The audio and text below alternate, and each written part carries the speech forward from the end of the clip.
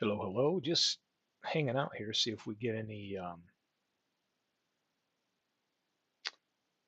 interest. If people want to come in live and chat for a bit, got about 30, 40 minutes here I can spend going over our Howie Shanks Bingo Draft League. I ran an autoplay because I hadn't done one in a couple of days.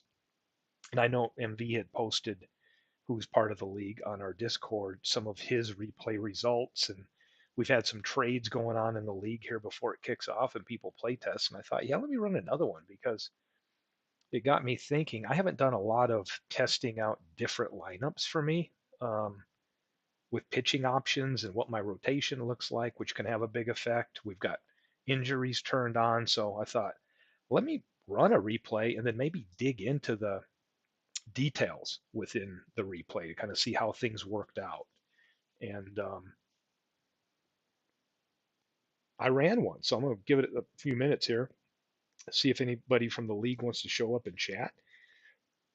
Again, this is our Howie Shanks Bingo League name where we 12 teams, and we all had a great draft by one of our members, Todd, who basically came up with the idea of a random year gets thrown at you, and then you got to pick a player from that year, and that's how we approach it. So it's been really fun. I can see there's a lot of momentum in the chat on Discord where people are just really excited, kind of reliving where they drafted and trying to figure out where they may have some gaps on their team that they want to fill, and then really trying to look for some potential trades. So we've had, I think, 4 or 5 trades, and I've got this game file I'm going to post here later, which is reflecting it. You can see down here that we're showing off our Howie Shanks Bingo League that Beatles came up with. So we have a league logo that I'm displaying in here, and I've got a few of the teams that have given me names that we're still working through, and also trying to figure out woot woot, Big Clue is here, another person in the league. So Big Clue, I'm just waiting to see if anybody shows up, maybe a drum roll, because I made a copy of this league and just named it replay test and ran a replay test. And I've just seen what the total standings were. I haven't dug into any of the stats yet, but I'm interested to do that. Before I ran it, though, I went in and took a look at and I reran generated default managers because with the trades people have had, the manager needs to kind of look and set rotations. And, we've got some big hitters and pitchers moving different teams. So if I look at the base file, I can see, yeah, this is what I did. I came in here. Let's take a look at some of the other teams too. And I set this as a rotation. The computer manager had set different people. And I think what happens is it's looking at this. It looks at games started and wants to say, hey, this guy that started 49, he's got to be in your lineup, I guess, unless he was just horrible. So with me, I look at it and I'm like, okay, I look at the whip and I think there's nobody more dominant than Gibson. He's going to be my number one. So, I'm going to order this a little different than a computer would because it's going to look to try to maybe mimic and distribute some of the games started, where in a league like this, that approach isn't going to work for me, right? I've got plenty of games started to cover the games required. I want to really kind of strategize on, okay, how am I going to set this order? The other thing I would do when we're running the league is I could go right here once I've got the schedule in front of me and just build out actual um, who's going to pitch on what days for the month. And I like this because, I've got a 4-man rotation, but who says if we've got the right kind of breaks that I might get that top person back in there a little quicker? Or you can see what I did here is I set up some spot starters to be used on their role with Newhouser and Leonard. So I'll be interested to see how the computer chose to use these spot starters. It would be different if my starting rotation maybe had a guy that only had 20 starts, but I've got people here that can cover a full season. So I'm interested to see how they approach my spot starters. And let's take a look at the bullpen. I came in here and reworked some things. The the default one the manager did was I just made a quick change. Can't even remember what it was, but I like Hughes and Mullane and long relief. Mullane's a great starter. He's got an under one whip, but look at the whip here. I still think Mike Scott with his strikeout per nine at 0.92 that no way Mullane gets in. And even if I needed a fifth starter, um, Mullane's not the guy. I see Mullane maybe down the line in a very good long relief, middle relief. So I went with these four lineups. Let's take a look at the lineup I put in here. Not exactly the one. So I just saved one for number one versus left. And I looked at, okay, if I'm going up against left-handers, batting OPS versus left, I'm not a big fan of Zobrist, but look at him. He's number 5 on my team when it comes to, he's a switch hitter when he faces left-handers. That's a great number. So I'm sitting down Klazuski against lefties because Klazuski is a lefty himself and he's way down. So I've got Zobrist DHing against lefties, and then pretty much everybody else is standard for me. And then when I go against righties, I've got the big clue in, and then I found a different DH. And what I went with this time, let me see if I can go average versus left, oh, versus right. Okay.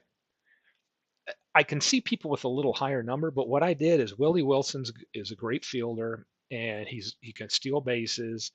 He's got some speed. So I said, you know what, let me try Willie Wilson in a DH spot. So I hadn't done that before.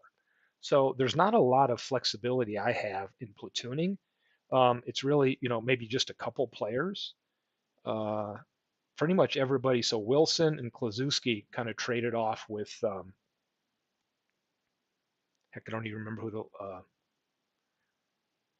DH was. I just forgot. But the real big clue never got platooned. I learned to switch. Yeah. Well, let me tell you what, big clue. Not everybody's like you, unfortunately. But yeah, it's hard to sit Klazuski down, but the number said to do it. So this is what I came up with. I didn't do any personal tweaking to anybody else's team because I don't know what they would want.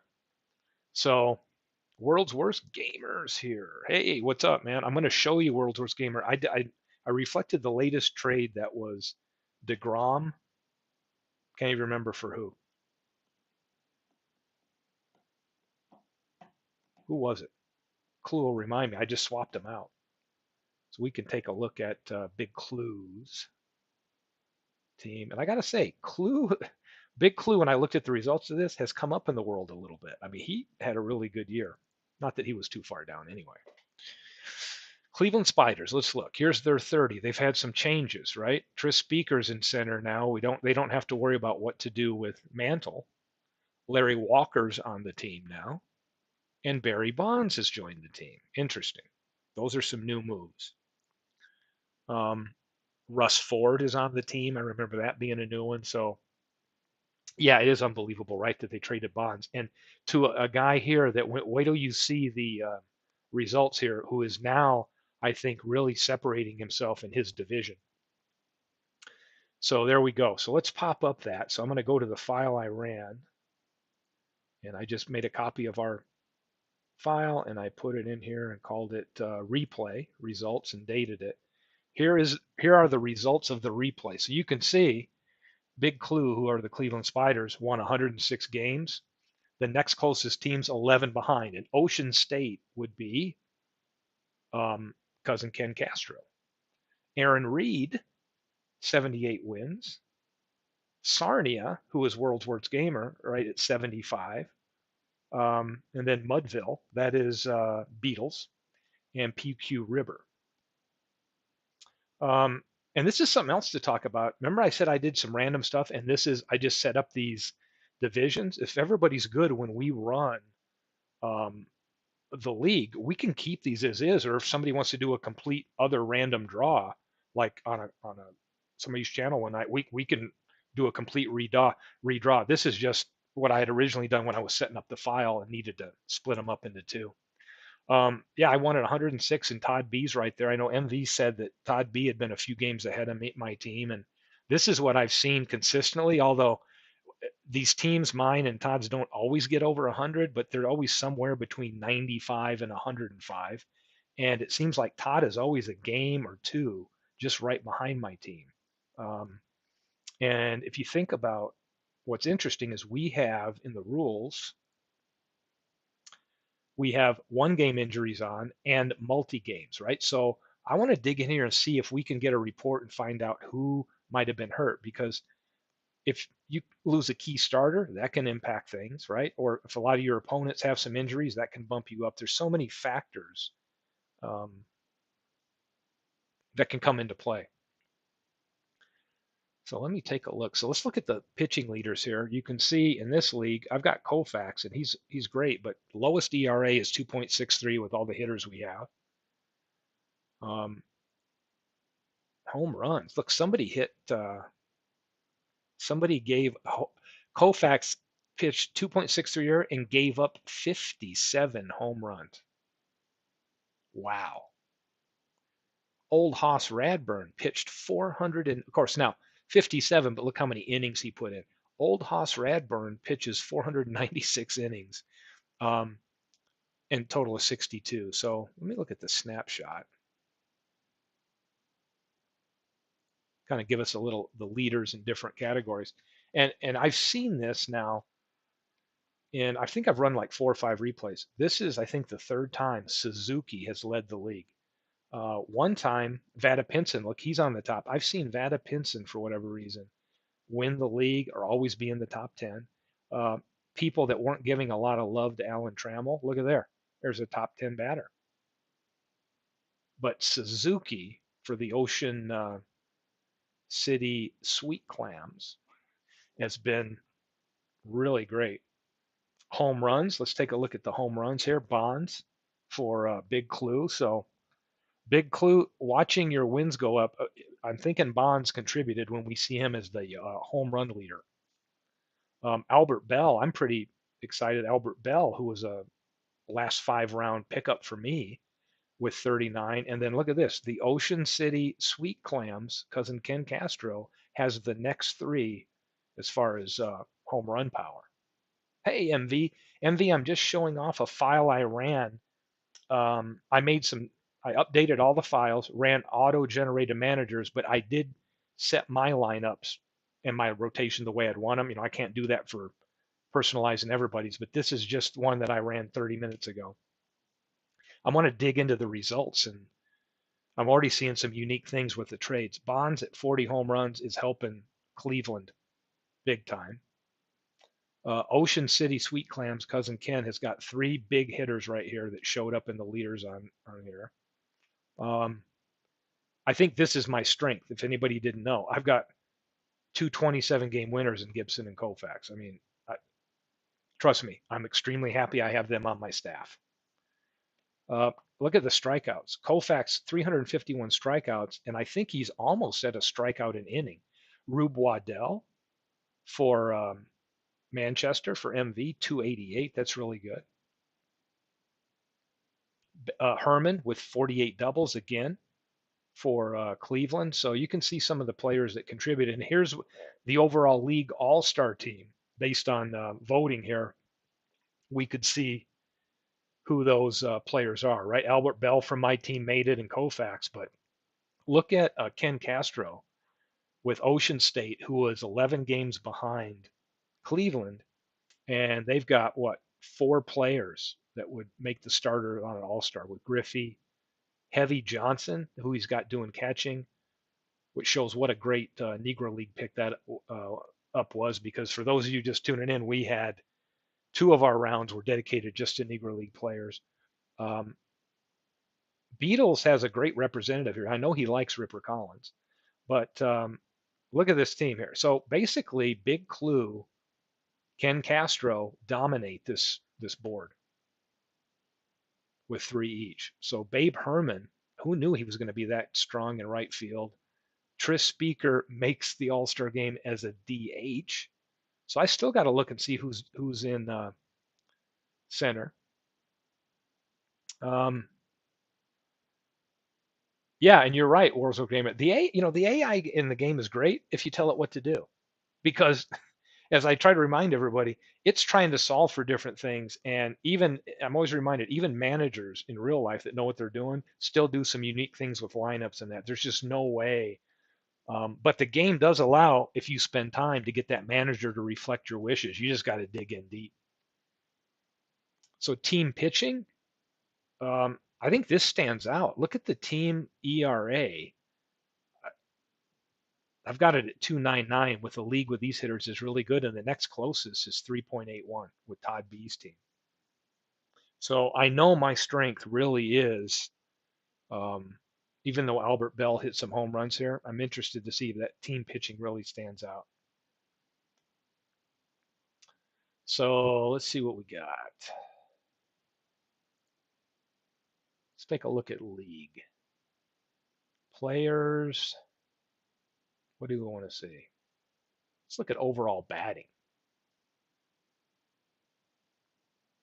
So let's kind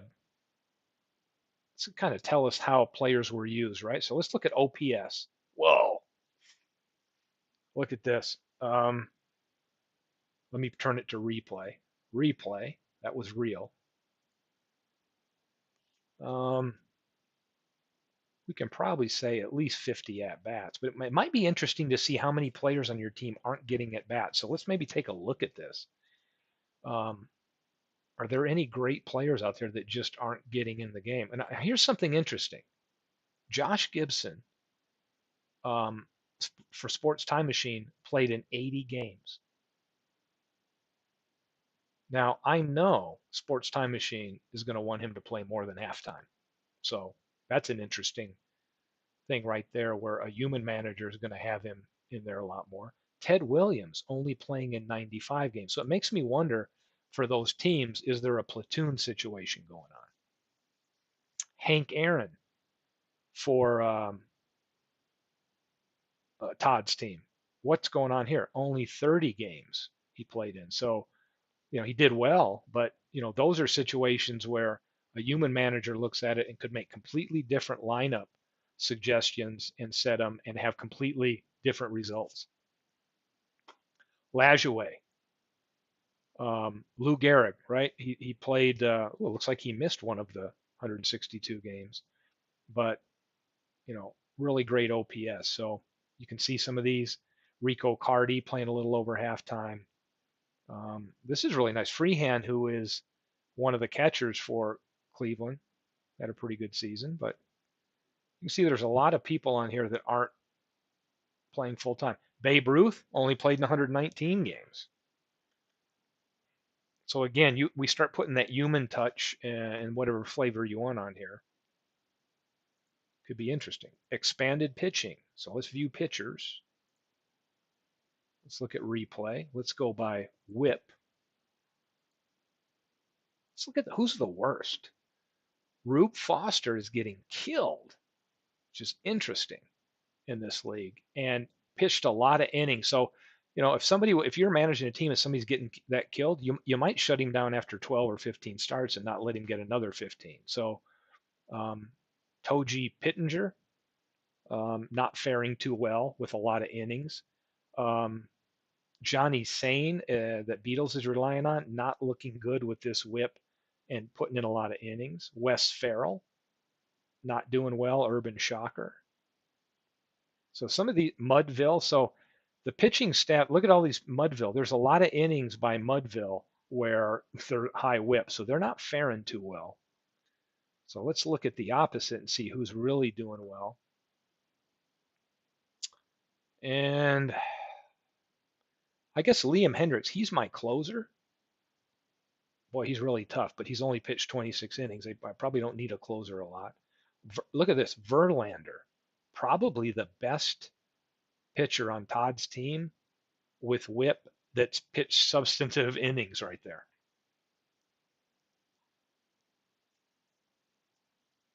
Wow. Yeah, I see what you're saying, world's worst. And the way I look at it is like, hey, I'm happy with the team I drafted. I haven't seen any worries I have yet, or don't want to really experiment with anything and try to mess it up.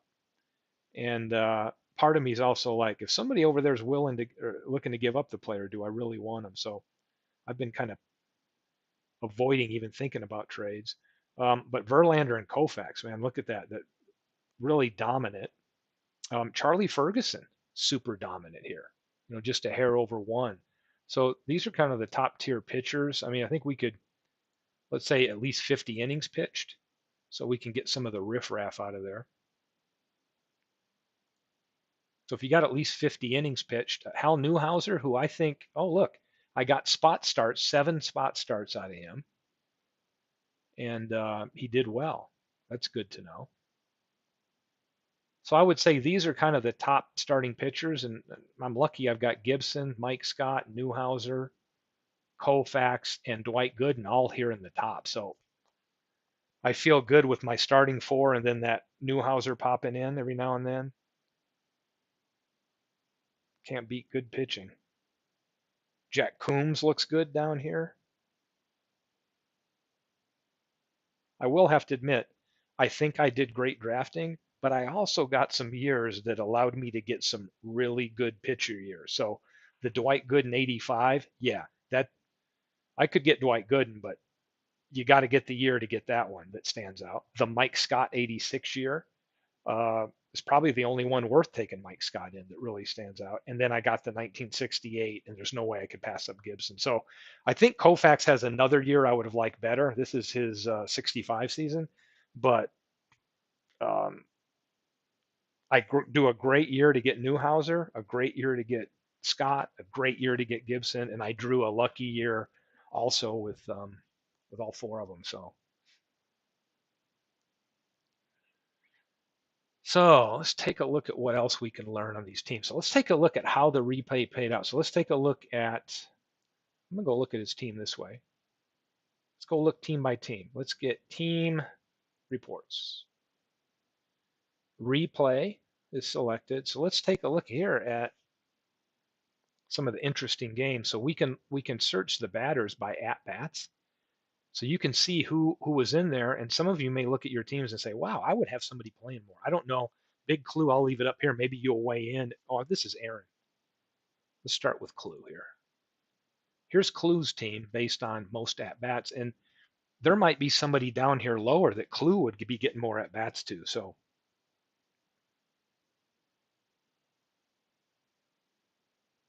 take a look at that. Bonds, what he did. So this is their replay stats. You know, you've got Bonds who just is tough with the walks and power. Babe Herman, this has been probably somebody that we wouldn't think of as being a top player in a league like this, but that stands out to me. A lefty bat in right field that is extra bases, right, with the doubles and homers. Crandall is getting I think Freehand got some games in there, right, backing him up and did great. But I mean, they're really rolling with Del Crandall, who isn't batting great, but he's playing a lot. He's a great defensive catcher. So if we cycle him by doubles, you can see got a lot of doubles guys. Triples, you got Pete Reiser with 21, Camilli with 16. That's interesting. Home runs, Lajoie hitting 27. Some total base guys there. That Babe Herman just really stands out to me. Let's take a look at his pitching. So let's look at WHIP. Maybe we'll look at game started. So you can kind of see what his rotation was. And Big Clue would be interested to know if you'd change that up. So you got Seacott, Russ Ford, Noodle Hans, and then Greinke and Santana kind of rotating that 4-5 slot. And then there's a couple spot starts here for some others. But hey, I can't complain. You won 106 games. So I would say the pitching staff did an adequate job. Um, interesting. Let's take a look at fielding. I can go to a report like this. If we go down to fielding, you can start seeing how they played. So here's the fielding. You can see the pitchers, but here's how it broke down. You got Charlie Bennett got some, but Crandall's getting starts there, freehand about half the time, or about half of what Crandall's getting. Bando's really locked down third base. Maybe they put Joyce in for a pinch hitter one time. You're seeing some difference here where Minoso and Dunlap and Lajoie are getting some time there. And then Lajoie's getting some more at-bats over here when it comes to shortstop, Monty Irvin.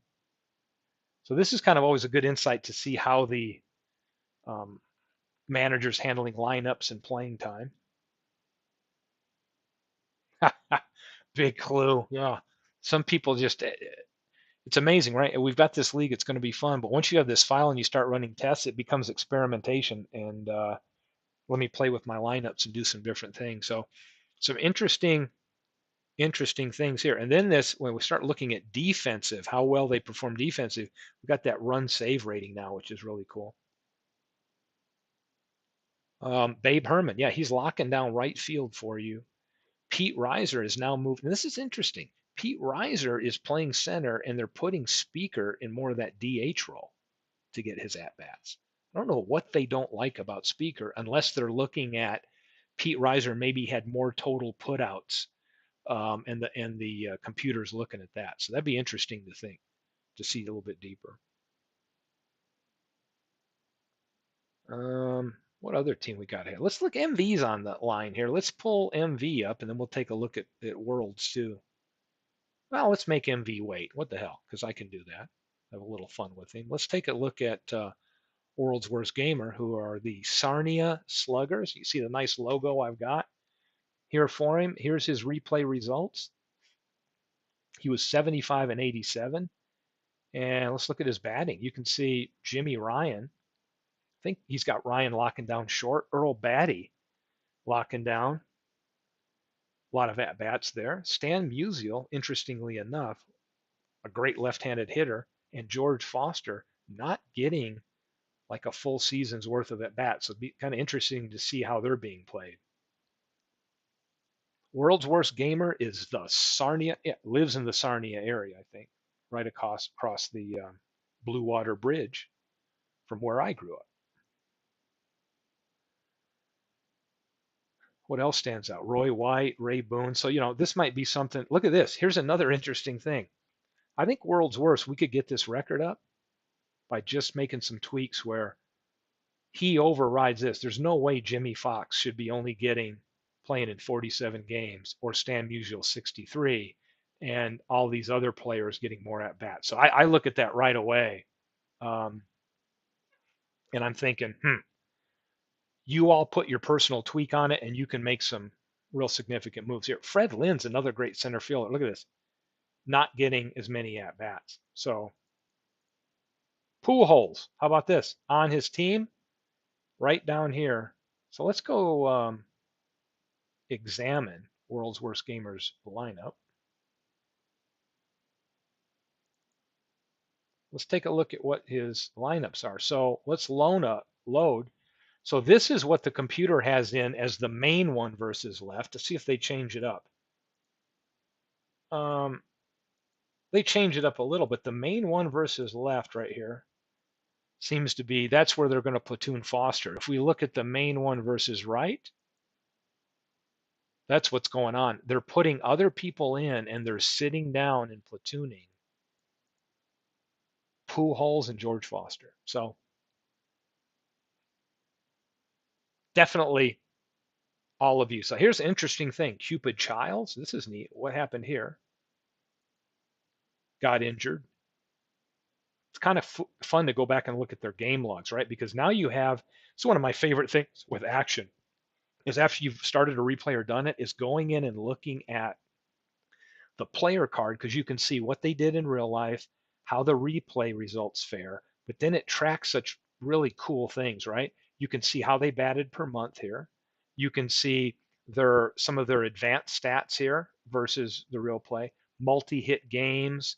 You can go back here and look at the highs, like which game was it that they had their high plate appearance, high home runs, and then you can even click on it over here if you wanted to go, like I can click on this and go look at that specific game's box score. So that's another one of the reasons why I just love this game on the statistical things that you have to go back in and look. But we look at Pujols over here.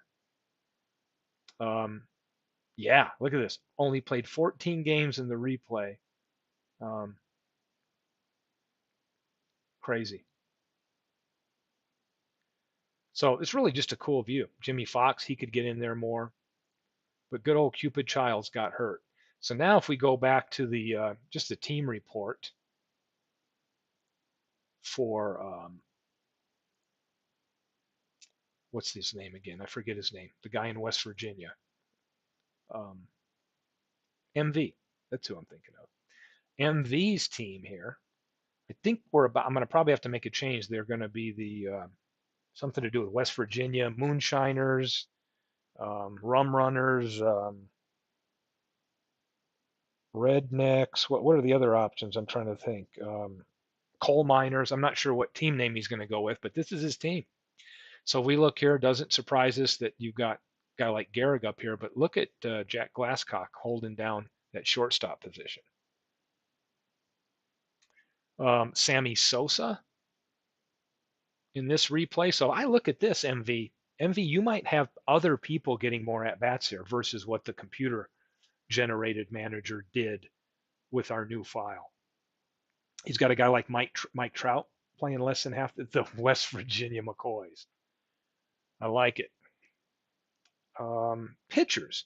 So let's take a look at MV's kind of. I think he's a little put off by Cy Young and what he hasn't done for him. But if we look at innings pitched, he leads the way. If we sort by WHIP, we can see that Warren Hacker, of all people, has been great in relief for him. Probably the best starter so far with WHIP has been Dolph Luke. So, but Cy Young's right there. He's outperforming Rube Waddell, interestingly enough. Red Faber, Vida Blue isn't performing all that well. So maybe MV can bring in a good pitching coach or something to work with this staff. See what else is interesting to take a peek at. So yes, MV, you have to change the lineup. So, I did before I ran this, and I'm happy with how that turned out. But let's pull up MV's. There he is. Looking for West Virginia. It's not there yet. So here's MV's team. Take a look at some of these folks. And what's interesting is this is their real stats. Start looking at some of these player cards. So here's Lou Gehrig. Of course, with the great pitching, we wouldn't expect Gehrig to match his single season totals with this kind of talent in the league, but still, just a great hitter. One of my favorite players, by the way. But let's take a look at some of this stuff. What did he do? I mean, track some hit streaks, right? He never hit in more than 4 games, or that's the current hit streak is 4, and his longest was 11. His longest home run, 422 feet. How many people he left on? So 10 times he was game MVP and had 11 game winning RBIs. This is, to me, is probably one of my favorite things, like after you've done a replay, is to come through and go player by player and kind of look at some of the things that stand out. He stole 15 bases, got caught 14 times. Another favorite player of mine, Joe Morgan, that I think just is great on MV's team. I don't know if he got hurt somewhere because I'm wondering why he didn't play more than 101 games. I definitely wouldn't have had Joe Morgan sitting out, so it makes me wonder if maybe there was some injuries along the way.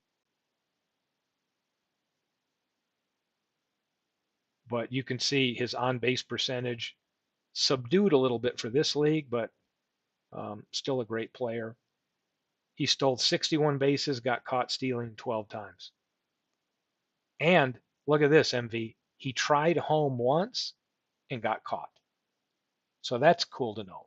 Somewhere along the line, the computer manager sent Joe home, and he got it. So let's look at Lou Gehrig, or how about Lefty O'Doul? One of the players. Al Rosen's pretty much his main third baseman. Look at all the at bats he got. He even outperformed what he did as far as games played in real life, and he's probably the one that's not too far off his real numbers. OPS is down a little bit.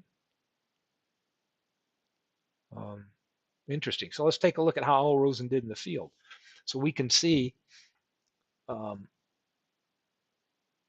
real life, we know he played 146 games, so he pretty much played 153 there. You can see probably defensively he didn't help you at all. He's like minus 16 and runs saved on his defensive side. something to note. Let's look at Joe Morgan. Joe Morgan's in the positive side, so he's above average when it came to how he represented in the field. Lou Gehrig, above average too. Anytime you see a positive run score, it's a good thing. Mike Trout didn't play a lot. See Sosa. So Sosa hit great, but he's minus 14. He's kind of a liability out there in the field, but hey, you're getting great power, so it is what it is. Good stuff. Let's take a look at his staff. Cy Young, MV, the jury's still out with MV and Cy Young. Let's take a look at his pitching.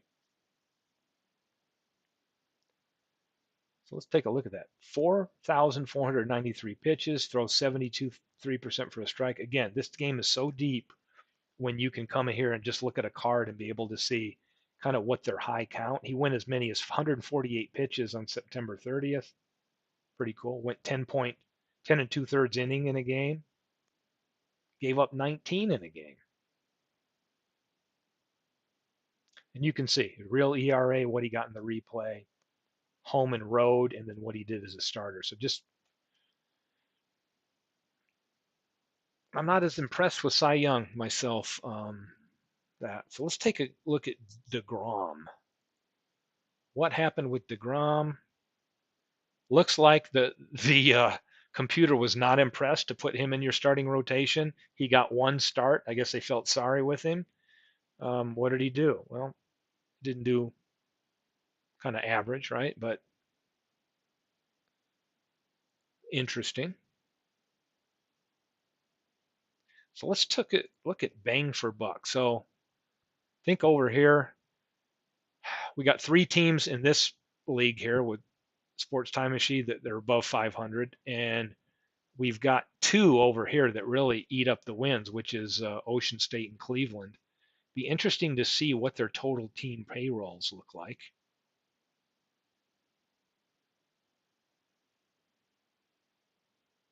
I think that's under league. Team salaries. Let's take a look at team salary. Let's see who's getting the best bang out of their buck. Well, there you go. Highest payroll. I think it used to be MV, but now Cleveland is paying more money, so they should deliver the most wins. I think Sports Time Machine for his money might be getting the least out of it, as well as Manchester. They're paying a lot of money, and I think it comes down to getting the right players they're paying into the lineup the right way, the right positions, the right pitching spot.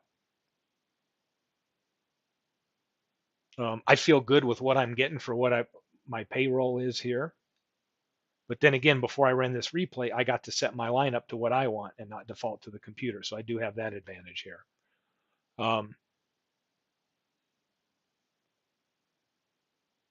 So we can see the league average. That's always a fun look. What else can we look at here? Let's take a look at reports.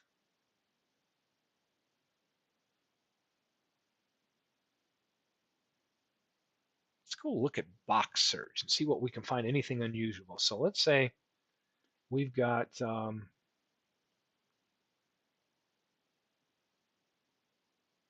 did anybody hit a minimum of 4 home runs? Oh, team minimums. Okay, let me go. I'll probably want, yeah, a lot of 4 home run games for teams. But I wanted to look more at pitching minimums or batting minimums. Anybody have 3 or more home runs in a game? So this is cool. I can search box scores, and it'll pull up any box score where somebody had 3 or more home runs.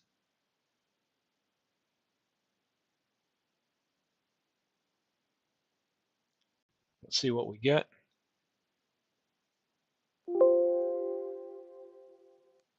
And we got nothing. Let's see. Anybody have 2 or more home runs in a game? Oh, yeah. No 3 homer games, but here's all the games where somebody smashed 2, and I see Bonds on there.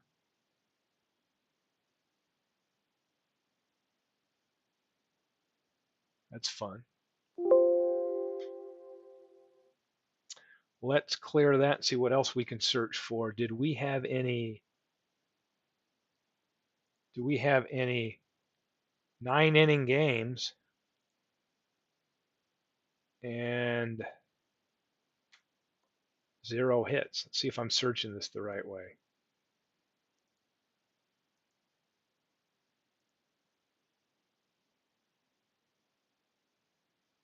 Well, I'm doing it the wrong way. Say,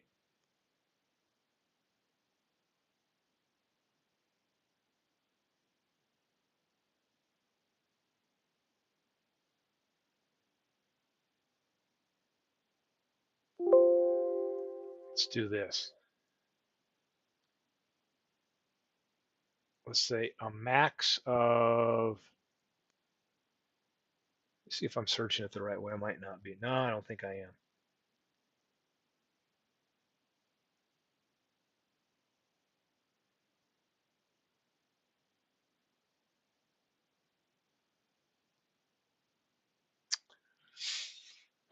I'm having a brain fart right now while I try to think about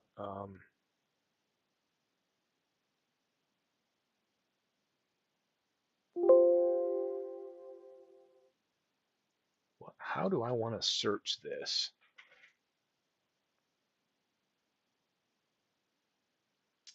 Yeah, is MV just given up already? Say 9 innings minimum and a maximum of 0 hits.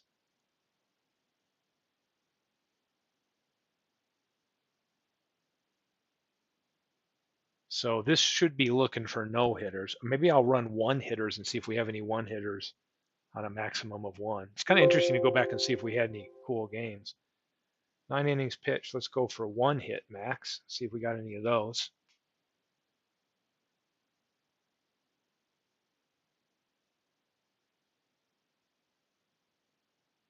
Wow. Think about it. It would be tough to get a no hitter, even if it was a great pitcher. In this league, there was only 4 1-hitters pitched in the entire league, and here they are. Who got them? Koufax got one against PQ. Todd B threw one against me in a 1-0 game. Seacott threw a one hitter, and Todd B got another one with Carl Hubble over Beatles. So that's cool. So again, I don't know if anybody's spending the time here, but there's some really fun things I'd recommend going through and take a look at your autoplay. And it's just fun to me to dig into some of these unique things that happen.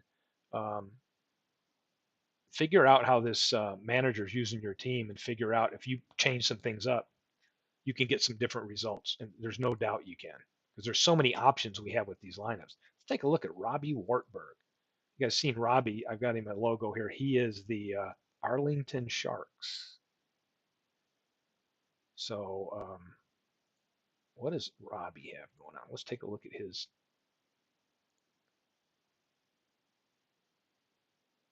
Da, da, da, team reports.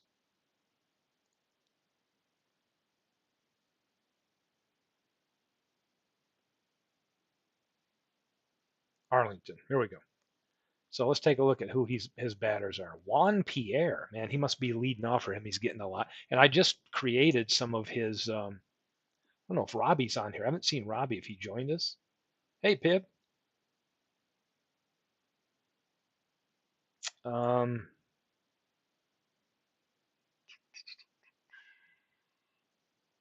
Let me pull this up. Anybody wants to see what I've been doing here? Here's one of his players. I just created some of Robbie's folks. So he's got Jesse Barfield. There's Jesse Barfield. I've just created some of these for him. And Juan Pierre. I've got a couple options for Juan Pierre here. So it's funny. I got a chance to work on some of these today. These are some of Robbie's players. Dummy Hoy, Topsy Hartzell, Billy Goodman. So now that I'm seeing him here, I was working through his lineup. So what have we got standing out here? Let's look by average. Well, Jesse Burkett and Billy Goodman, the only substantial at bats over 300. Willie Wells, who's a great shortstop, not getting a lot of play here. So it makes me wonder who else is in there playing short for him. see who's not getting the at bats. There's Michael Young. Okay.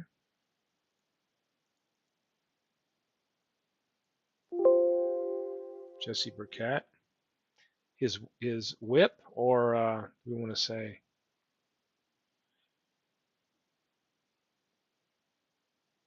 clicking so many buttons here.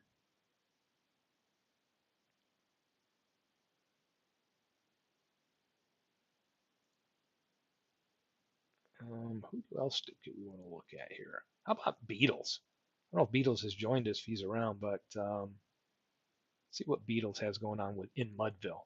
Is there joy in Mudville or misery? Let's take a look. So let's switch this from real. We can go over here on this screen, switch it to replay stats. Let's take a look at this pitching staff. So his staff is pretty much looks like a four-man with that fifth person getting um, rotating between Bucky Walters and Dizzy Trout. Man, his team whip is rough. Deacon Philippe has the best whip, and he's being used in a relief role. Um, the other thing to note too, I'm noticing is these people have an EPC. Look at this, 150, 145.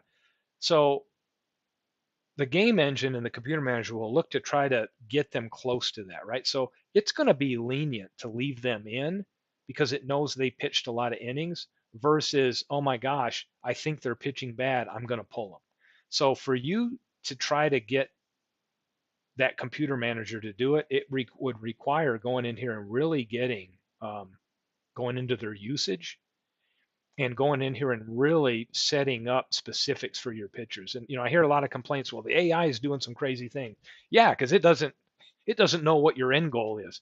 But if you get into these screens, you can really change that up. So it's going to look at like it will in a replay season. Like, yeah, if somebody got a lot of innings, why would I pull them early? Because you know if they've only pitched half as much. But any of us human managers, we're not going to sit there if somebody's getting killed and just try to get them to their real life innings. We're going to try to put the best pitcher available in. So that's where the human approach can really have an impact. Or you spend the time and you get in here and start setting up these pitchers in the way that makes sense, right?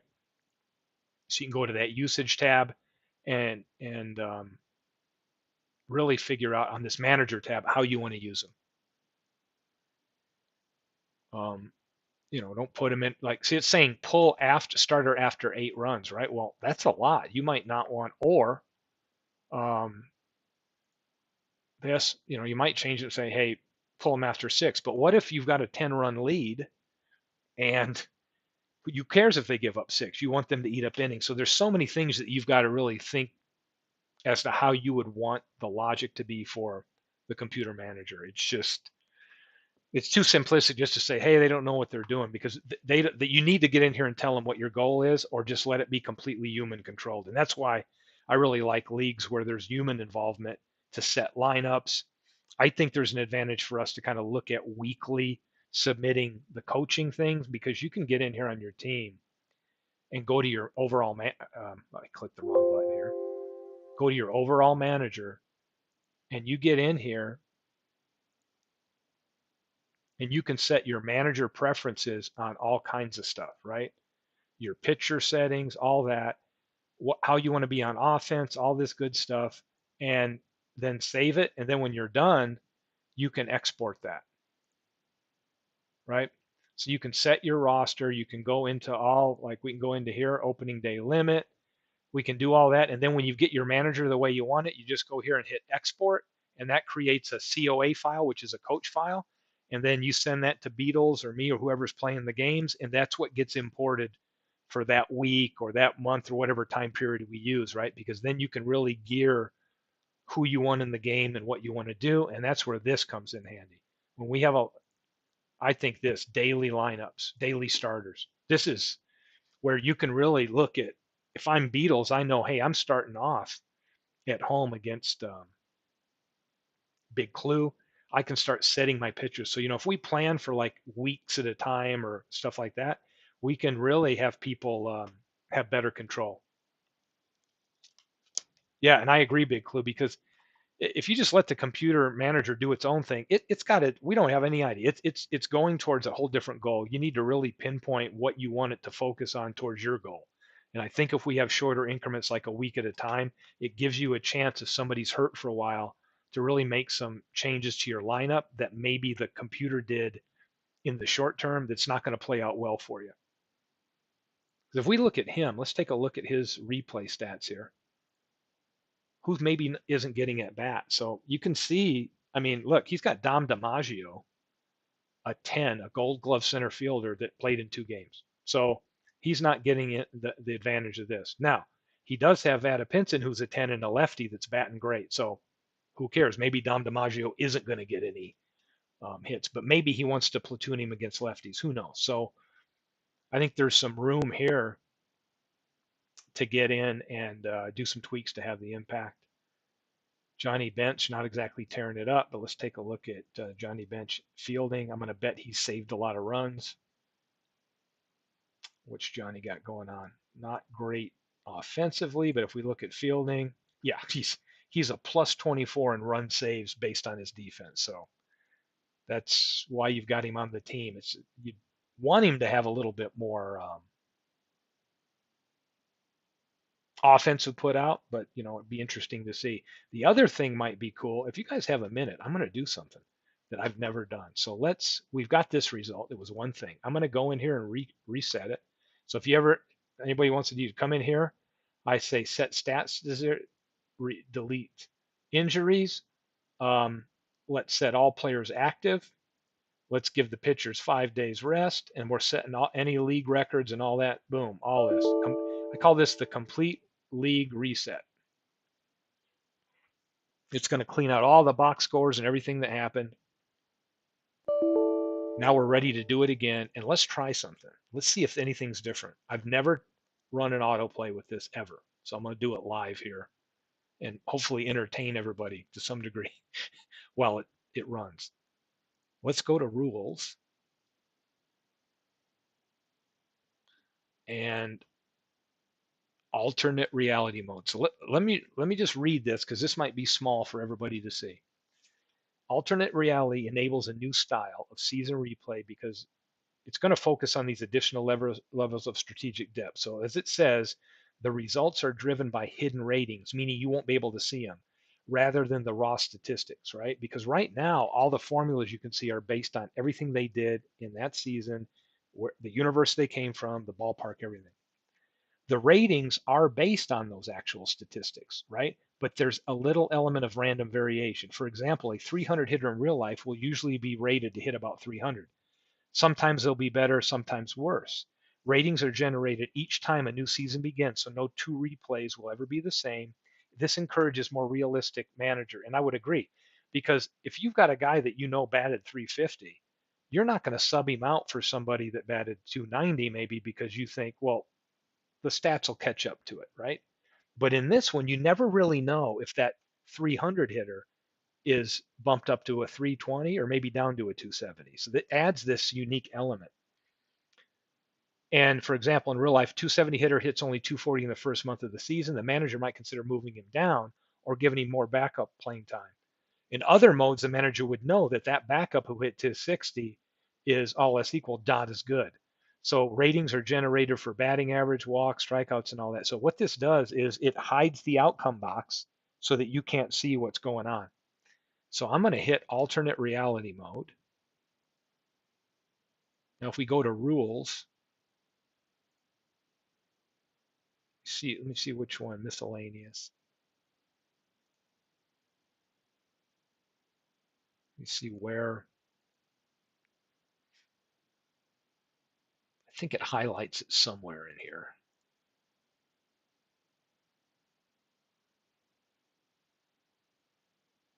What the heck am I missing?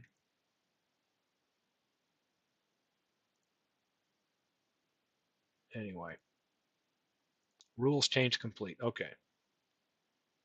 Should show up somewhere that we're in alternate reality. So let me hit save. And let's go to schedule league game. And here we go. Opening game. Let's play all the games. Let's see what happens if anything's a little bit different when we run the same league and throw in this alternate replay in there. The one thing I do know is if you're playing games or broadcasting them, we like to use that outcome box. They wouldn't reveal that to you because you would see under the hood a little bit as to what their stats were based off of. So that would kind of tip you off. So they do hide that, and it makes it more of a in the moment managerial thing on, ooh, I've got a person really underperforming. Do I bring somebody else in? Because you don't really know with that little variation thrown in. So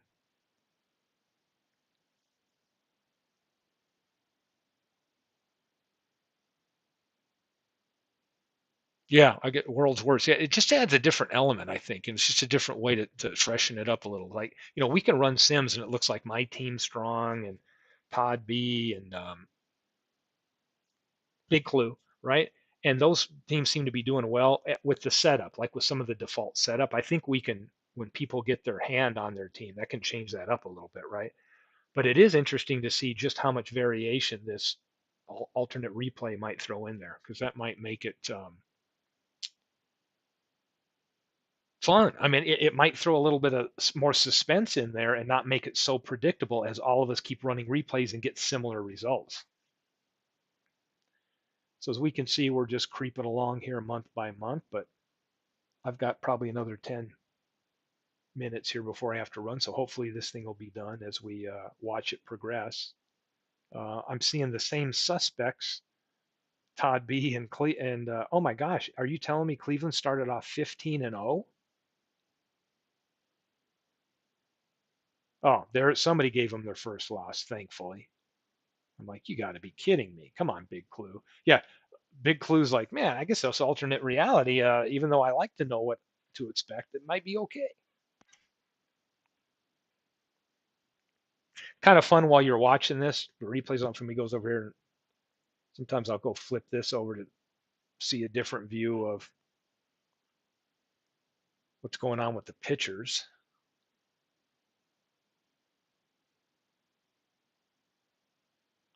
But I know they don't adjust them to where you're not going to get a guy that hit 50 home runs and batted 300 bumped down to a guy that only hit 8 home runs and a 200 average.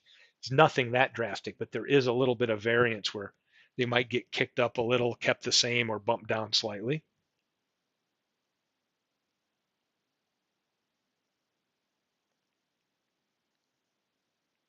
MV, I think MV, I get the sense MV's really been deep in analysis um, with his testing and his trading. It seems like I know he's been spending some time as well as World's Worst Gamer the other night. I got up to use the restroom in the middle of the night, and man, I saw him posting stuff. It's probably 2 a.m. my time. I'm like, wow, he must not be sleeping.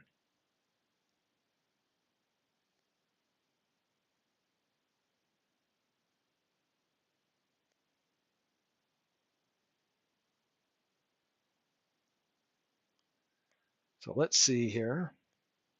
Well, I think what's interesting too, World's Worst you bring up is this league because of the star power. I mean, somebody's got to make outs, right? So I think when I've seen the teams, you can see a player that does really well and then maybe is 20, 30, 40 points different when I've done a replay. However, Suzuki, let's see what happens here. Suzuki has, I think, in 3 of the 4 replays I've won the batting title, and the other time it was Vatapinson. So I'll be interested to see here if somebody else comes on out on top with the um, batting title.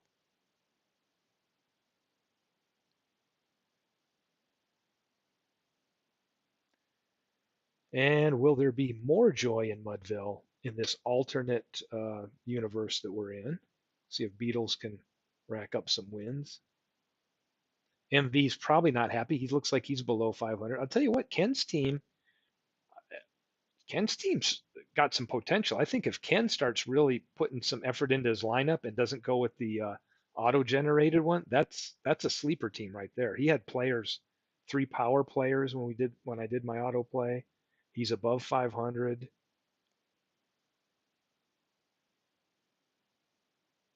Look at Sarnia. World's Worst is Doing well here. And again, you guys, we should ought to bring this up with Beatles. I'd be kind of like, let me know your thoughts right here. I'll post it in the chat.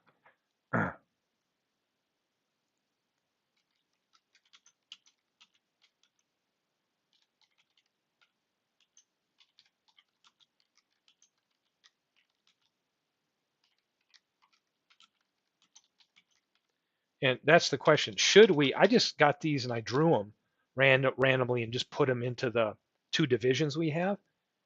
Um, but I'll post this question. I mean, we don't have to go with the same division. I mean, we could do another random draw if people would like to be present and kind of see how that, or we could stick with the Bingo League and the Shanks League. I'm open for whatever, but it is an interesting question while we kind of think about that. And for anybody that hasn't given me their stadium that they want or ballpark they want to be in and year, fire it in the Discord. I'll go ahead and add those because we need them. And then team name and mascot. Please let me know if you haven't. Yeah, and I'm fine with that world worst. Yeah, I just threw it out because I didn't think because I know I kind of drew random myself and threw them in there to just get the league assembled. But I thought I don't know if everybody's okay with that. I'm fine. I didn't know if anybody wanted to redo. But I do agree that some of you may have been looking at how to compete within your division with some matchups with people you're going to play a little bit more often. Again, we're following the 1973 actual played National League schedule. So I don't know how it matches up. Like right, like so depending on the league, like one of our teams will be following along with like St. Louis.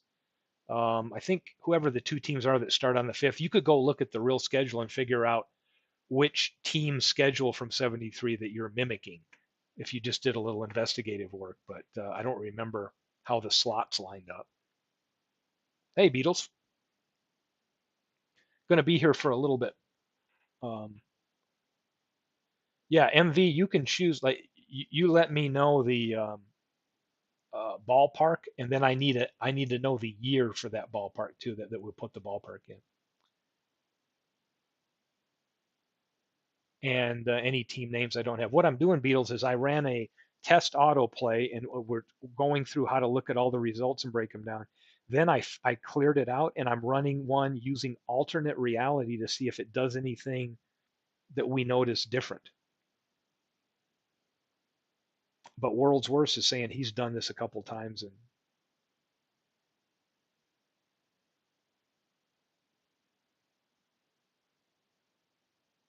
I think one thing we've noticed, Beatles, is we're a little concerned about your pitching staff. What else stood out? Cousin Ken has had 3 home run leaders. I mean, Cousin Ken's got a sneaky team that if he starts tweaking that lineup, I think he can compete for some division titles because um, he had some really standout home run power on that team. MV, you've got it. It does have an effect. I'll show you what I mean. If you pick the year, I think you picked 2009. You just got to pick the right Yankee Stadium that matches the years in the game, and there'll be ballpark factors for it. I think you gave me 2009, and that's called Yankee Stadium 3 in on the action file. So that's the proper Yankee Stadium. Yeah, Ken's team's the one that's really quietly.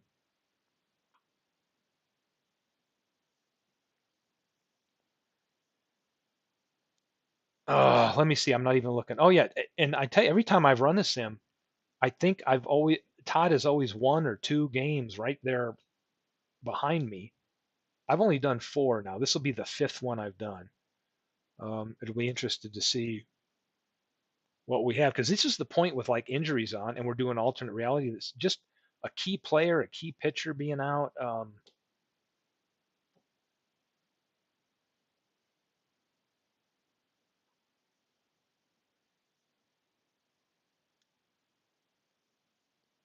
Well, I'll and if you're looking at the screen on there, MV, It might be if you're doing an exhibition game. I'll have to look into that. I know what you're saying. If you're talking about the screen that shows you the park you're playing in and all that, you definitely need to make sure that you would be playing it in the right context. But I can dig into that a little bit for you.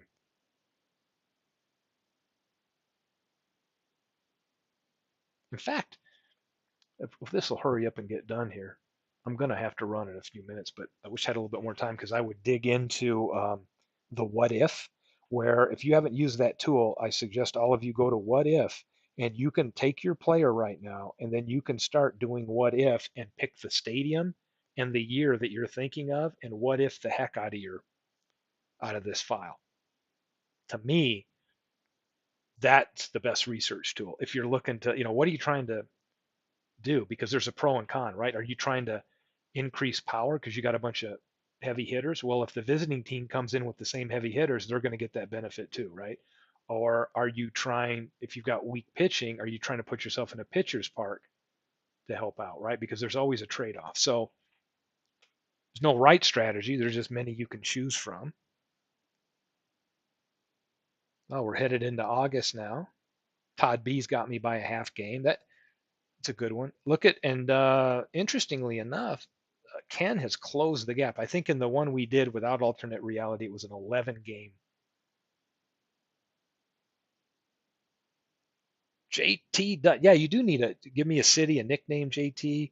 Um, hey, you're above 500 right now. And I don't know, again, JT, when you get this file, you can override the computer manager and tweak that lineup. I think that's where everybody that may not be seeing the results they want can do that. I've done that for this file because I didn't like what the computer manager was doing. So I have a little bit of an advantage running this that I've put my hands on this, but everybody else has got a default applied to them. So that gives me a little advantage. I can tell you that anything I do in this league comes down to my starting pitching staff. Um, you know, if there was a bus accident and they all got hurt, I'll be in the cellar. I know that. um, no, I didn't. Big clue about Dale Alexander. I don't know what I'm missing. I will check my email right now.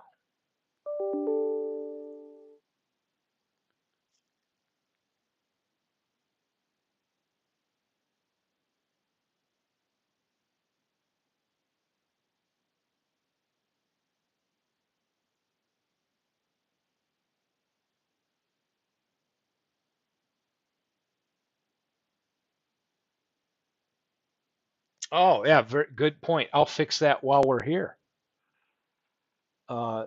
We need a different 1932 for Big Clue, because what I did is if you've and I found this on some of you when if you see something off, let me know. If a player maybe played for a team 10 games and another one 120, we definitely want to make sure we get the combined stats for that year. Um, and I realize when I import a player, I can search by the team or I can just search by the whole player pool. And if I do the player pool, it's going to give me the combined or the free agent pool. It's going to give me the combined stats. And that's the one we want. So before I hang up, is hang up the right word? We'll see. 1932 Dale Alexander. I'm making a note right here.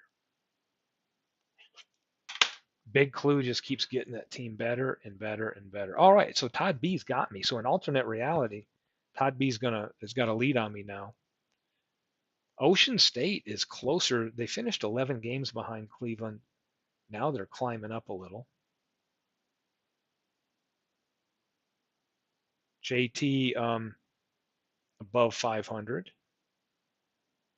Manchester, I don't know what it is. I don't know if the kindest word to use with MV's team is underwhelming. It's probably the most polite. Underwhelming.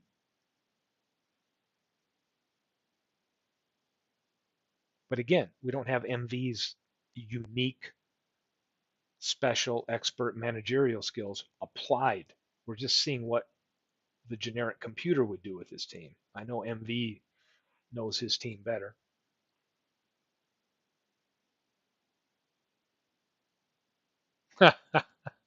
Yeah. Ooh, uncomfortably close. See if let's kind of watch the highlight reel here, see if anything's standing out. Throws a little highlight as we see the games here. Oh, Manchester, 7 errors. Look at this one on September 2nd, 5 errors. Manchester, what's going on? You don't want that to be your highlight where they're highlighting how many errors you got.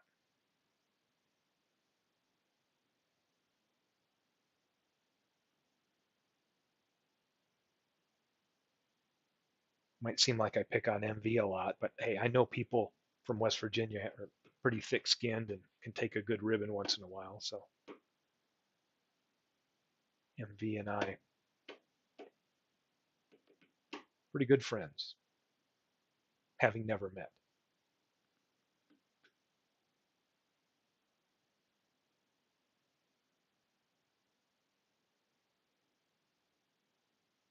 Here we go. We're closing out September. It's coming down. Todd B's put a hurt on me, so he's distanced himself. So it looks like the usual Cleveland. Todd B's going to take this one.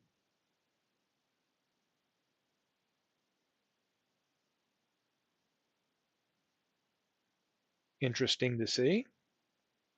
So a little bit of variation. I did worse in the alternate reality than I did last time.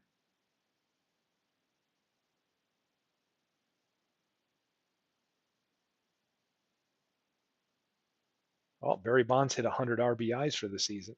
How anybody let Clue grab Barry Bonds? I kept thinking, why is he giving up Mickey Mantle? And here he is. Still got Tris Speaker not in center. It's got Pete Reiser out there, and he's just killing it. Look, he's going to hit 100 wins. So what's interesting is last time we had, I think, three of us over 100 wins. Let's see if Todd can get there. Ocean State was 11 behind last time, and yeah, Todd really fared better.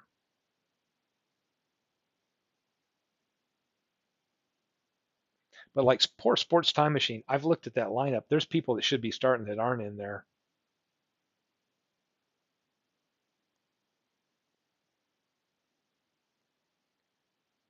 Last week of the season, here we go. Is Cleveland going to go? What they going to do? 106, I think last time. Are they going to go over that, or is somebody going to shut them out this last week? Can they get 107 wins?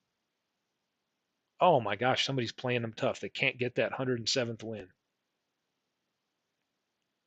And there it is, last game of the season. 107 wins. Um, there we go.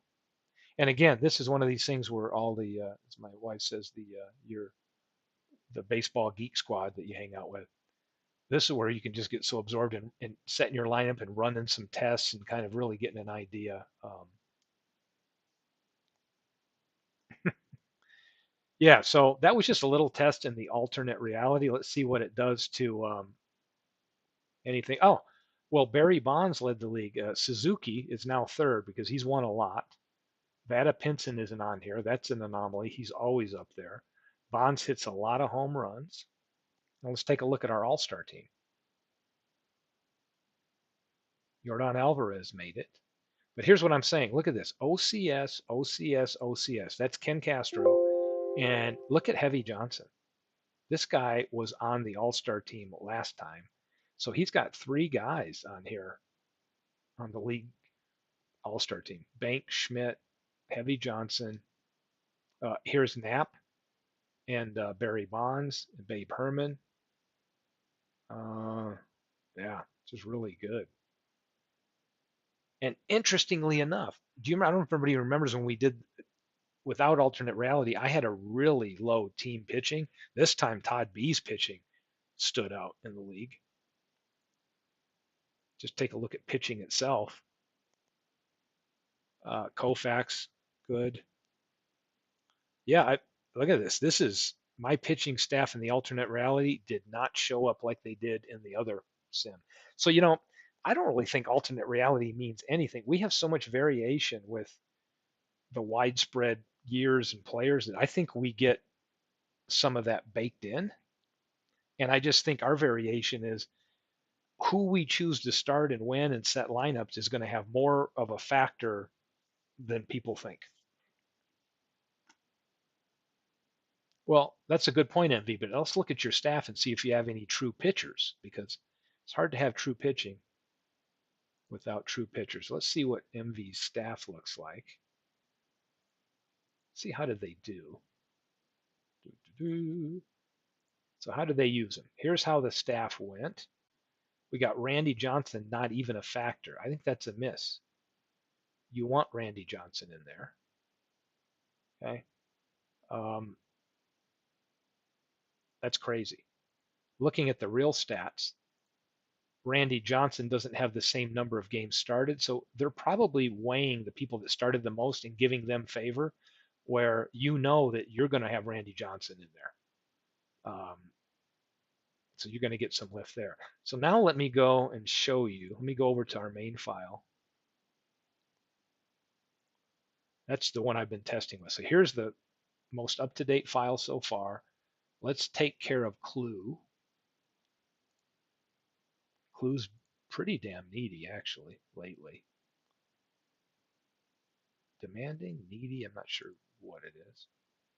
He has kept me from letting things fall through the crack. So let's take a look at what he has. He's got a first baseman here in Dale Alexander. Yeah, that's not a good Dale Alexander. So you know what we do? Bye. He's a goner. Now we want to add somebody. So let's go over here and, oh, backed out of the wrong screen. Let's import somebody. Players, import. We want 1932.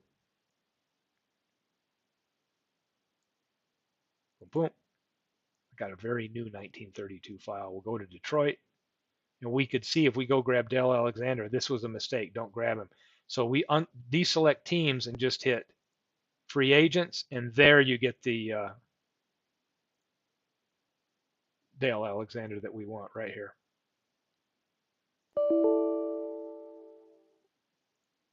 So guess what?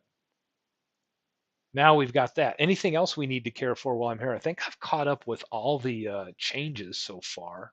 Is there, let me know, Big Clue, is there another trade? We got DeGrom and Bonds or whoever that was done. Is there anybody else that I've missed today before I zip this and make it available for everyone?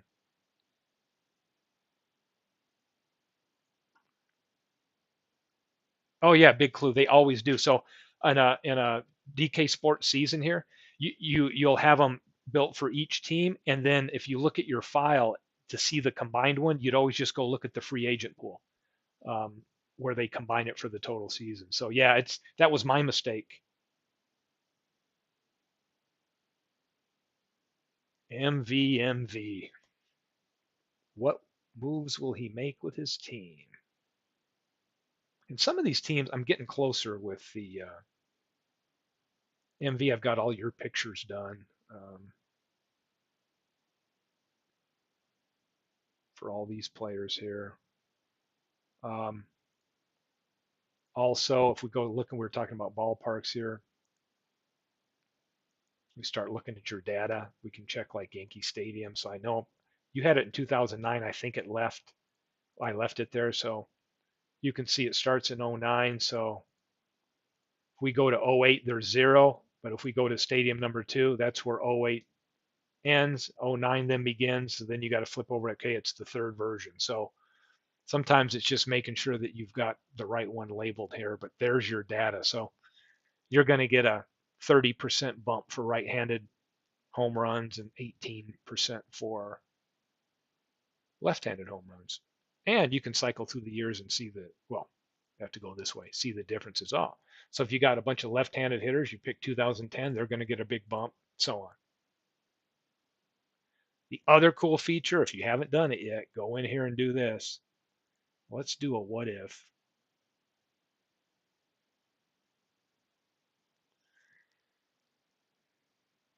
Players, reports players, what if.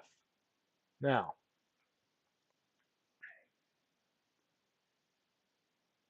let's take, who do we want? We want, where are you at? Oh, we could do all teams. And let's take a look at batting.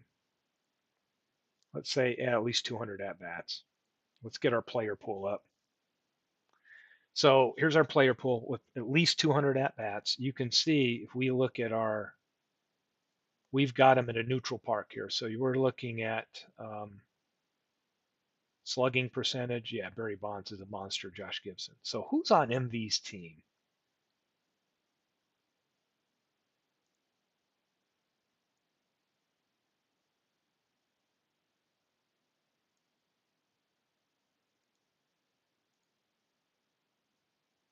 There we go. Here's Manchester. So here's all of some of your key players here, MV, right?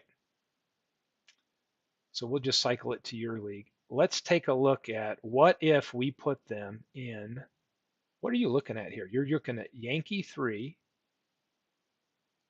See what changes. Yankee 3, um,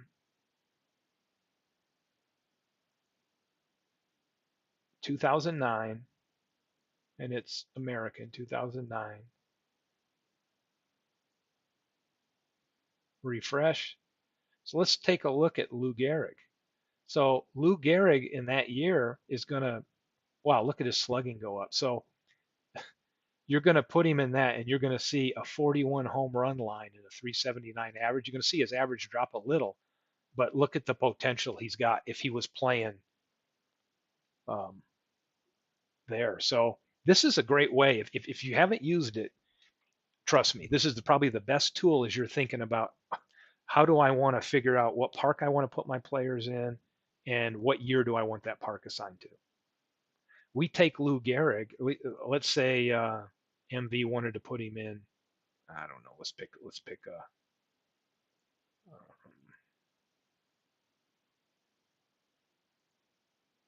Crosley Field, and let's go in somewhere in the 1950 Crosley Field, which is National League. Hit refresh. So still, Gehrig is getting a bump right here, right? Joe Morgan's getting a bump. Let's put him in Oakland Coliseum.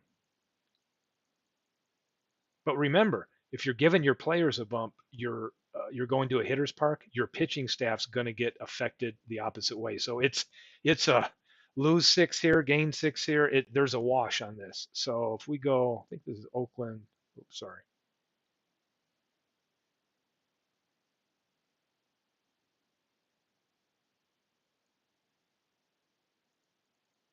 I'm all over the place. How about Forbes Field? Let's take a look at Forbes Field,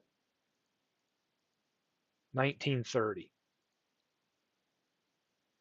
Check this out. Now look what we happened. So if you want to go pitcher friendly and you've got Gehrig, look, he's going from 41 homers, 379. He's going to have a higher batting average, but his power is going way down in Forbes that year. And then you can say, okay, what about 1931 Forbes? Wow, there's a pitcher's park because what did it do to Gehrig? It shut his homers down from 41 to 19. So just keep saying this. If you all want some tips on doing some league research and where do you put your park, how does it affect it, this what if that you find under reports, players, what if, is a blast. You get lost in here because each park and the specific factors for that year can really impact how a player performs. So let's take a look at pitchers.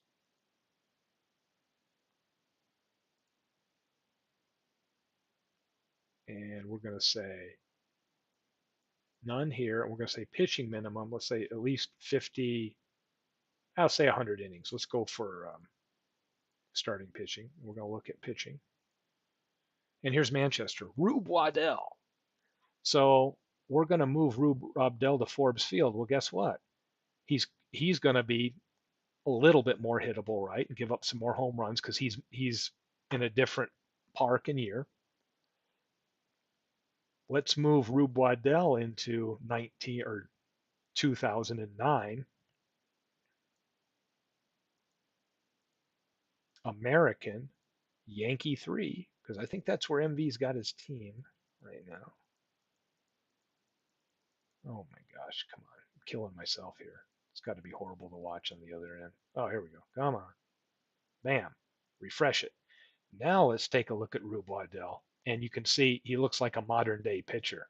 Um, he's going to give up 35 home runs. He's going to give a little higher batting average. But look at the deal. Look at his strikeouts, though. He's now going to be a 349 strikeout pitcher, and he's going to be get a bump up on his Ks per nine. So, um, and let's look how it gets affected here. So his average goes up in this park, but look at Dolph Luke.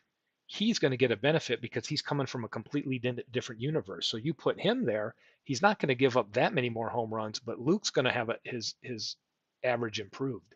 So you can have a pitching staff where moving them into Yankee Stadium could be good or bad depending on where they come from, and that's why it's so important to dig deep into here to get a true picture. Yeah, I agree, World. It's kind of like, hey, pick your park and then you figure out what year, because it's basically if you own the park, you would decide as the owner or manager, hey, bring our fences in. We got home run hitters, or push them back because we don't have home run hitters, or we've got weak pitching and we want it to be more of a pitcher's park. You would have that ability, the way I look at it, as an owner or a manager with a team to set that stadium up to benefit what you thought were your team strengths. So anyway, having a little fun with that. Pete Alexander, pretty similar. It's going to give up a few more home runs, but not a whole lot of different with his opponent batting average. Let's take a look at what else. Vita Blue. And you know why Vita Blue gets hit? He's going to be a little bit more hittable because you got to realize he pitched. He's coming from 1971 Oakland Coliseum, which was a pitcher's friendly park. Valenzuela, Dodger Stadium, right? He's going to get hit a little bit more coming into Yankee Stadium. It's a little bit more hitter friendly. Red Faber is going to get a benefit. Interestingly enough, he's going to give up a ton more home runs, but the average goes down. So he's coming from Comiskey, where they probably had um, low home runs. Anyway, I won't keep anybody. Oh, Randy Johnson. Let's look at that.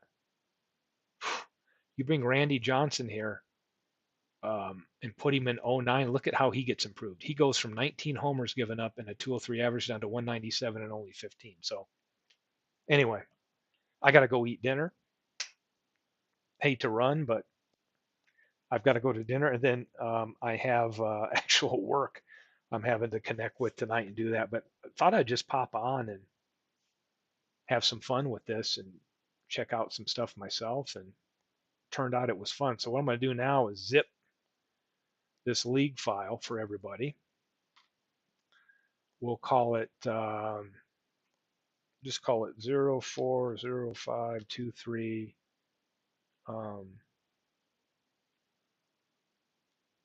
Call it version 2 because I think I had one dated the same.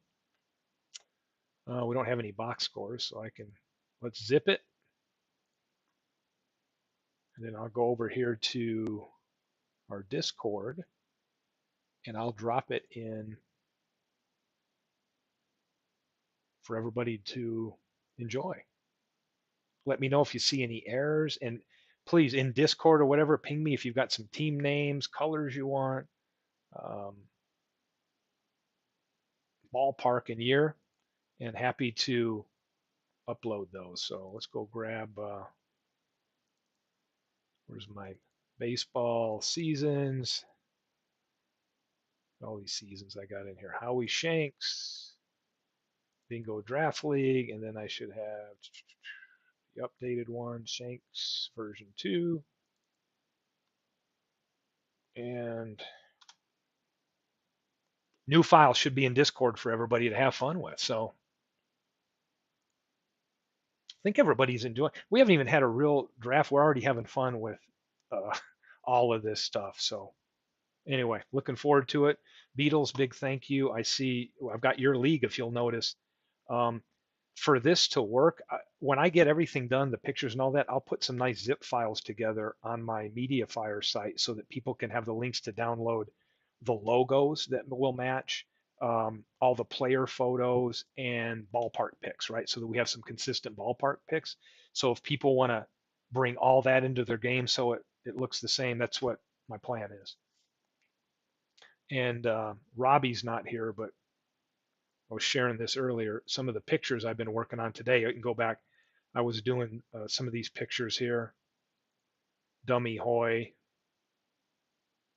Not sure who else I got to work on. I did a handful today. Billy Goodman. Got some pictures for Goodman. I think this is Robbie's team. Francisco Lindor, right, for a couple different teams. Jack Fournier, right? We got him with Brooklyn, and we got him in a White Sox uniform. Sandy Alomar Jr. Good. So when I get time, I've been really busy this week. I'm trying to run through and get. Here's Mike Garcia. I did some enhancement on a photo for him to get some color on it. Um, Neil Allen for the Mets. So these are ones that I got to do. There's Jake Daubert that I did, but these are about all the ones I got a chance to do today. So probably about 20 different players I got to. Here's one that I did for Jesse Barfield. So, big clues like if he was really on the ball, he'd have that in there. Well, you know what, big clue? Oh, that could be done.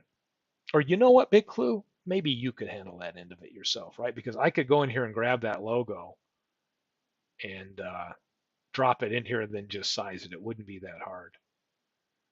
So let's try one out here. Where is the big clue? It's one of your players' clue. I forget. His team's just kind of easy to forget. I don't really know who he has anymore. Anybody stand out? Oh, let's go to Tris Speaker. So we could do that. And we could, let's see, I'd have to open clues.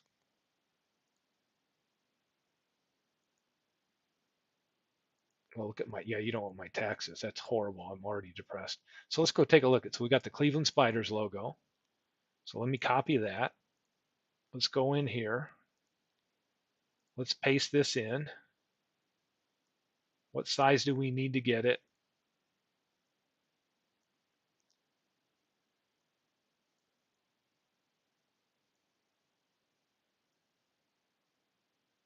You know, Clue, like I've got all this time to do stuff like this, but feel free. You could make your own custom ones. There we go. So what do we think, Clue? Is that what you're looking for? Is that what you're looking for, right? So, hmm,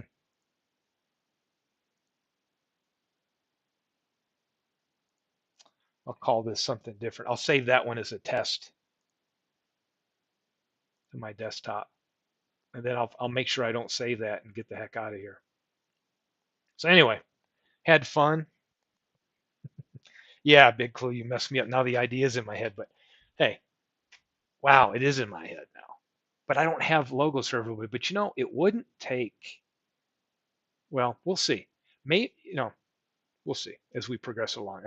I do want to get all the player photo packs done, so we have all the good wind dressing. This is too fun of a league so far. We're already having too much fun with it to half-ass it. So um, I, we got to have some good bells and whistles to make it look good while we have fun along the way. So as Beatles said, hey, it's all about the family and fun. Yeah, agreed. Um, Now I am glad I do have the pitching staff I have, but hey, if I win, great. If I don't, that's fine too. Um, it is what it is. So thanks everybody for tuning in. I'm gonna go get something to eat and see you down the road. Maybe Beatles will be on there tonight or whatever. I might get a chance later to tune in. I'm hoping, but enjoying the chatter in Discord. So let's keep it going. And big thanks. Okay, I got to do my thank yous, right? We have Clues here, and World's Worst is here. And, the dude from West Virginia, what's his name? I'll think of it in a minute. Legend Sports Universe was here, giving some praise to Ripper Collins, Beatles. Pib 99 popped in. Good to see him showing up here. We've got another person, Mick F. Hey, new person to the thing here, talking about Musial. What year was picked for him? And I'm trying to think for Musial. It's because it's an all-star league, Mick F. If you're still here, I can tell you that. Well, where is Musial? One easy way to find him is just go to a player search. Um, Musial, the 1944. So it's a good year for him. But in this league, it's like it's an all-star league, so nobody's going to really, I think, outperform the real stuff. So great for you to be here, Nick F. Yeah, I hope I didn't miss anybody. Oh yeah, MV, that's the guy in West Virginia. I just remembered his name. So great seeing everybody, and I'll be tuning in. MV, keep doing broadcasts. I'd love to see you as everybody does their testing, having people get and share their testing. It's fun. I mean, it gives me something to go back and watch. I'm enjoying it, so I'd encourage others to get in here and start posting your results. And yeah, Beatles, no broadcast tonight. Yeah, big clue. He's selfish. This guy who only broadcasts for all of us, and has kind of been an inspiration for all of us getting deeper into this. What a selfish guy. Anyway, big thanks to everybody, and we'll see you down the road.